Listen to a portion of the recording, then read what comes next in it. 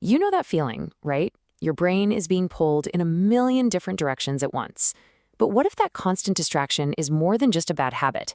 In this explainer, we're going to dive into the real anatomy of distraction to figure out what it might actually be trying to tell us. Does this look familiar? That constant buzz inside your head, just jumping from one thought to the next, making it feel totally impossible to focus on what's right there in front of you? Well, if you're nodding along right now, you are definitely not alone. And to really get to the heart of this, let's follow the story of someone named Lisa. All right, first up, the story of Lisa, which is really a portrait of a wandering mind. So, Lisa has this big dream. She wants to be a writer, but there's this constant internal roadblock. Her ambition is always clashing with her reality, which is that she finds it incredibly hard to pay attention, especially in a structured place like a classroom.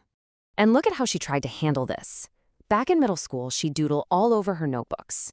Now, this wasn't out of boredom. It was her way of trying to anchor her wandering mind. Then, fast forward to high school, and her strategy got a little more advanced. She started using headphones to build this little fortress, not just against the noise outside, but against the noise inside her own head. But this brings us to a really critical point. Let's move on to section 2, connecting the dots. Because, sometimes coping just isn't enough. I mean, these were creative coping skills, for sure. But they were really just band-aids over a much deeper issue. So what was really going on? And this was the turning point. After getting some help, Lisa was diagnosed with ADHD, or attention deficit/hyperactivity disorder. It's a neurodevelopmental condition, which is a key thing to remember. This isn't about a lack of willpower. It's literally about how the brain is wired, and it affects everything from attention to self-control. But wait, the story doesn't stop there. Lisa was also diagnosed with depression. Now, this is so important. It's easy to look at these as two completely separate things, right? One is about focus, the other is about mood. But for Lisa, and for a lot of people, they were deeply connected. I mean, think about it. That constant struggle and frustration from ADHD can absolutely contribute to feelings of depression. They weren't just happening at the same time, they were feeding each other. So how can two conditions that seem so different be so tied together?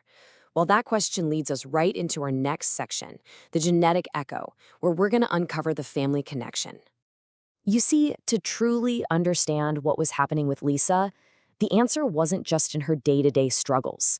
It was hidden, kind of like an echo, deep in her family's past. And this is why genetics matters so much here. Both ADHD and depression have really strong hereditary links. They can be passed down through generations. This shared genetic vulnerability is a huge reason why they can show up together. It's not just some coincidence, it's a clue, a big piece of the puzzle that's written right into a person's family history. Which brings us to our final and honestly most crucial point: why family history is such a game changer on the path to a clearer diagnosis. This is really how healthcare professionals can get a much clearer picture. You start with step 1. You identify the symptoms happening right now. But then, and this is the critical part, you move to step 2. You look deep into the family's past. Are there any relatives who had similar struggles, whether they were diagnosed or not? Putting those pieces together leads to step 3, a much more accurate, more nuanced diagnosis that helps tell the difference between conditions that can sometimes look really similar. It all really comes down to this powerful idea, and I think this quote captures it perfectly. To understand the mind, we sometimes need to look at the family tree. It's such a good reminder that we're not just individuals in a vacuum. We carry our histories with us, sometimes even in our own neurology. Lisa's story really shows us that the past can hold the key to understanding the present. So it leaves us with one final thought to ponder. What stories, what little clues might be hidden in your own family history?